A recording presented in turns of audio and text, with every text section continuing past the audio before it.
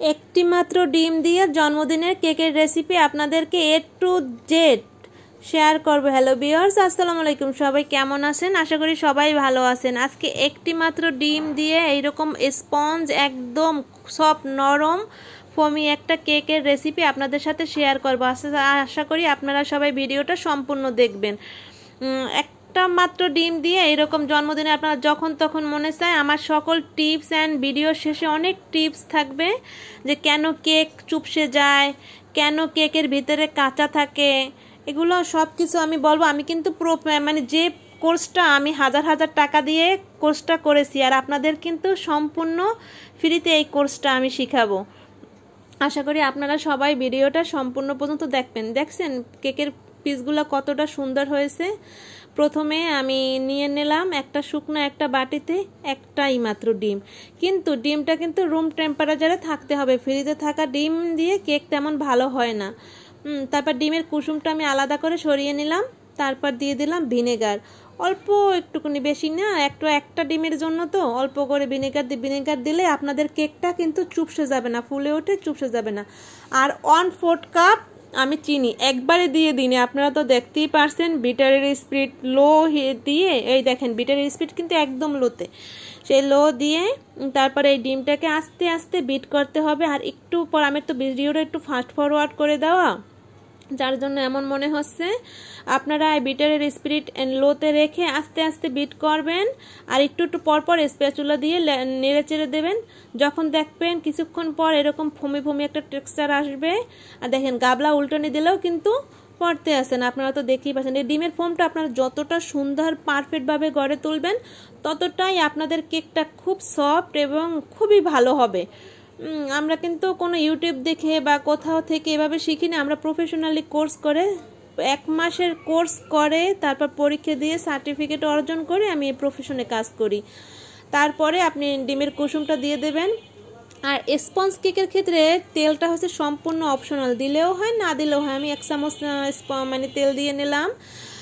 আর emulsion, এটা হচ্ছে chocolate emulsion. আপনারা চকলেট কেকের ক্ষেত্রে অবশ্যই chocolate emulsion plus cocoa powder দুটোটাই দেওয়ার চেষ্টা করবেন, স্বাদটা খুব ভালো আসবে।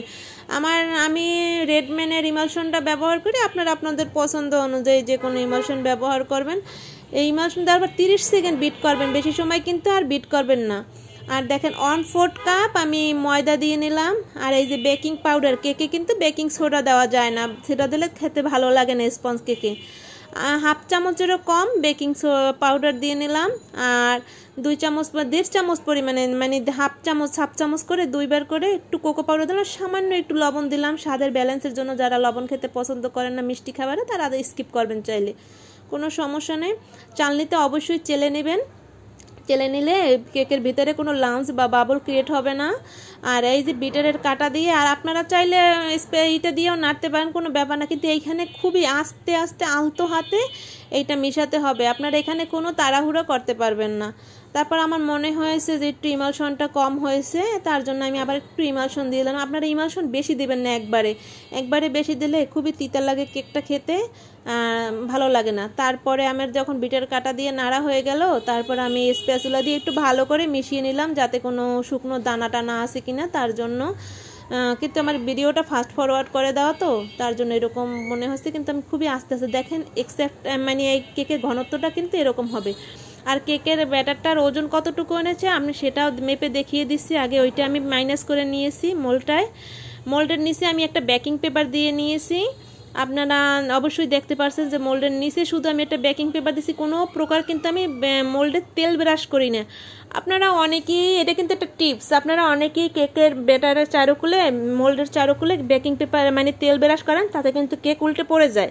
এই যে দেখেন 148 গ্রামের মতো ওজন হয়েছে, আপনারা তো একটু দেখতেই পারছেন কতটুকু নিয়ে ওজন হয়েছে, একটা ডিম মাত্র। তারপর এরকম একটা শাঁসলিকের কাঠি দিয়ে এরকম একটু করে দেবেন, তাতে বড় বড় যে কেকের ভিতরে ছিদ্র হয় না, ওই ছিদ্রটা আর হবে না। এভাবে একটা কাঠি দিয়ে আর জোরে জোরে ট্যাপ করে দিলে আর এই ছিদ্রটা একদমই হবে না। হাতে আপনি যত জোরে জোরে বাড়িয়ে দেবেন এই ছিদ্রটা হবে না। এর পাশে কখনোই তেল দেবেন না, তেল দিলে কেকের গা থেকে ছুটে আসবে। মোল্ডের কখনোই পাশে তেল দেবেন না। আমি আগেই চুলায় একটি লো হিটে, আপনার তো আগুনটাও দেখিয়ে দিলাম, আগেই একটা পাতিল বসিয়ে নিলাম। পাতিলটা বসিয়ে পাতিলের ভিতর আমি এই যে এইটা বসাই দিলাম, আর এই যে ঢাকনার ছিদ্রটা আমি একটা লবঙ্গ দিয়ে আটকে নিলাম। আর আপনারা কেক চুলায় দিয়ে বারবার করে কেক মানে উদাম করবেন না, তাহলে কেকের ভিতর হাওয়া ঢুকলে কেক কিন্তু হবে না, ভালো হবে না। একদম মিনিমাম 30 মিনিটের আগে এই ঢাকনাটা খুলবেনই না। 30 মিনিট পরে ঢাকনাটা খোলার পরে কিছু সময় কেকটা ওই মোল্ডের ভিতরেই রেখে দিবেন, চুলো অফ করে কিছু সময়ের ভিতরে রেখে দেবেন। তারপর দেখেন এই যে একটু কেকটা আমি বাটিটা ঠান্ডা করে নিয়েছি। ঠান্ডা করে নিয়ে আপনাদের এই যে কেকের যখন আপনারা ভিতর থেকে বের করবেন তখন এই যে ব্রেড কাটার দিয়ে চারপাশের অংশটা ছুটিয়ে নেবেন। দেখেন কেকটা কতটা স্পঞ্জি হয়েছে মাত্র একটা ডিম দিয়ে। আপনারা যখন তখন বাচ্চাদেরকে কেক বানিয়ে খাওয়াতে পারবেন আমার সকল টিপসগুলো ফলো করলে। আশা করি আপনারা ভিডিওটা দেখে সম্পূর্ণ ভালোভাবে বুঝতে পেরেছেন। যারা যতটুকুনি না বুঝেছেন তাও আমাকে কমেন্ট করবেন, আমি সবার কমেন্টের উত্তর দেব। আর আমার ভিডিওতে মাঝে মধ্যে প্রচণ্ড গাড়ির শব্দ শুনেন বা বাচ্চার চিক শুনেন, কথাবার্তা শুনেন। আসলে আমার বাসাটা একদম রাস্তার পাশে, তো তাই একটু গাড়ির শব্দ বা আমার বাচ্চাটা ছোট, তো এর জন্য একটু শব্দ আসে। আশা করি সবাই ক্ষমা সুন্দর দৃষ্টিতে দেখবেন। কেমন লাগলো ভিডিওটা সেটাও জানাবেন। বেশি ভালো লাগলে লাইক কমেন্ট শেয়ার করবেন অবশ্যই। আল্লাহ হাফেজ, আসসালামু আলাইকুম।